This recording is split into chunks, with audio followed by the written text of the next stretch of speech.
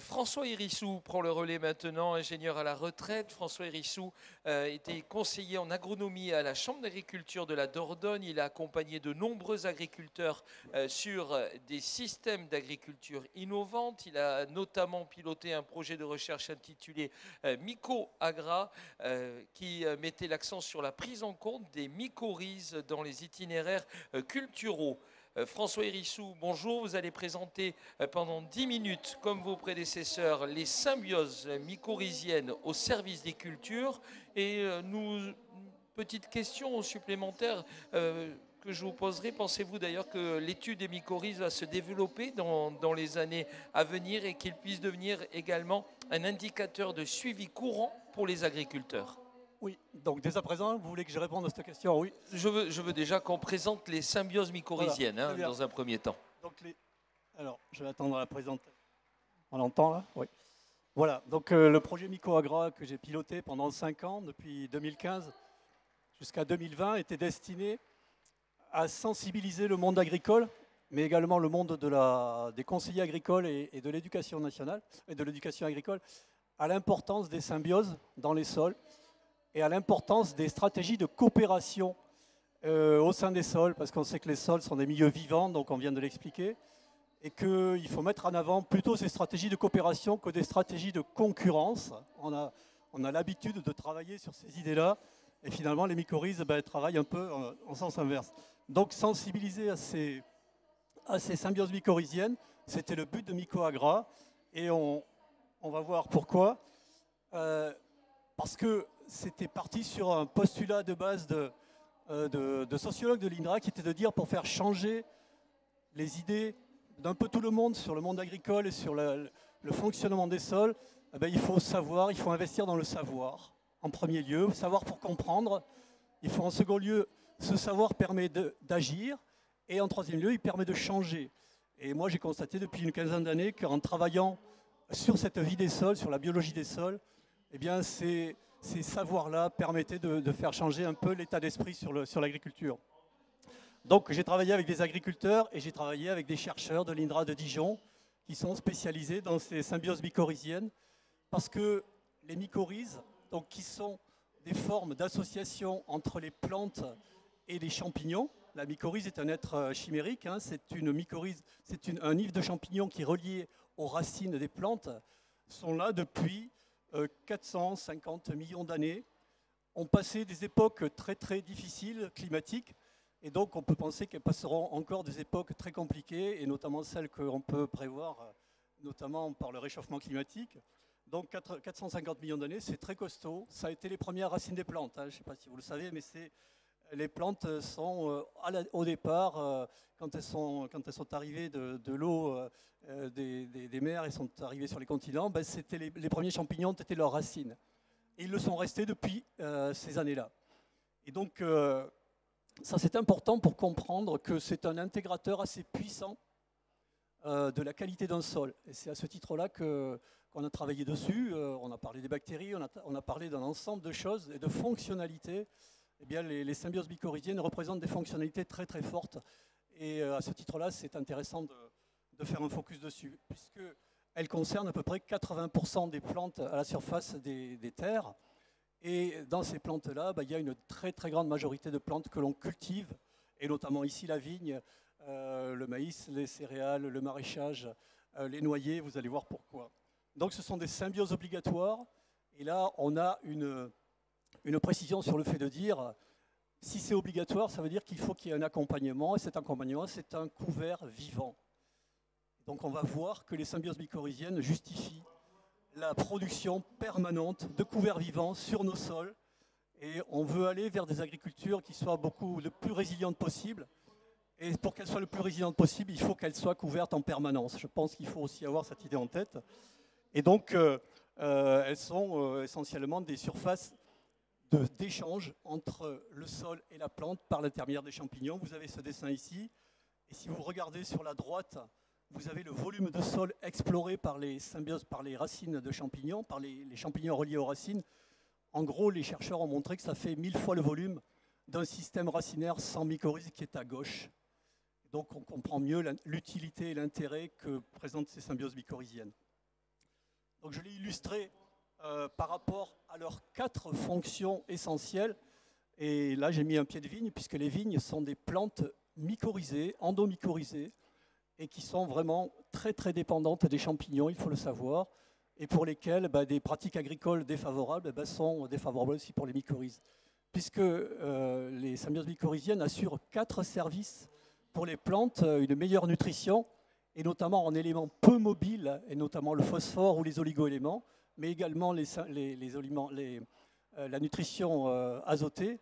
Et dans cette nutrition-là, elles sont capables de capter directement des acides aminés pour les procurer aux plantes. Et c'est très intéressant parce que la plante n'a pas à fournir l'effort de réduire les nitrates en acides aminés. C'est important. Elles sont, en deuxième lieu, très importantes pour agir sur le stress hydrique, puisque les champignons sont capables d'extraire l'eau du sol avec des suctions, enfin des pressions négatives de l'ordre de 200 bars, beaucoup plus importantes que les racines. Et à ce titre-là, beaucoup d'expériences ont été faites par rapport aux résistances à la sécheresse et ont montré que la mycorhize permettait d'assurer une durée de vie supplémentaire de quelques semaines qui peut passer un cap de sécheresse important. En troisième lieu, elles permettent de lutter contre les champignons pathogènes, puisque en occupant le terrain, ces champignons auxiliaires occupent le terrain des champignons pathogènes et en plus nourrissent mieux la plante, donc la plante se défend mieux. Et il y a des expériences qui sont faites en ce moment sur la lutte contre les mildious, les phytophthora par rapport aux mycorhizes, et c'est très très intéressant. Et quatrième lieu, les champignons, les chercheurs l'ont montré aussi, sont pour un tiers du carbone des sols grâce à ces champignons mycorhiziens, puisque ça sécrète une substance qui s'appelle la glomaline, qui est un carbone liquide. Et la notion de carbone liquide, je pense qu'il faut l'avoir en tête, c'est le carbone des exudats racinaires des plantes qui passe par les mycorhizes.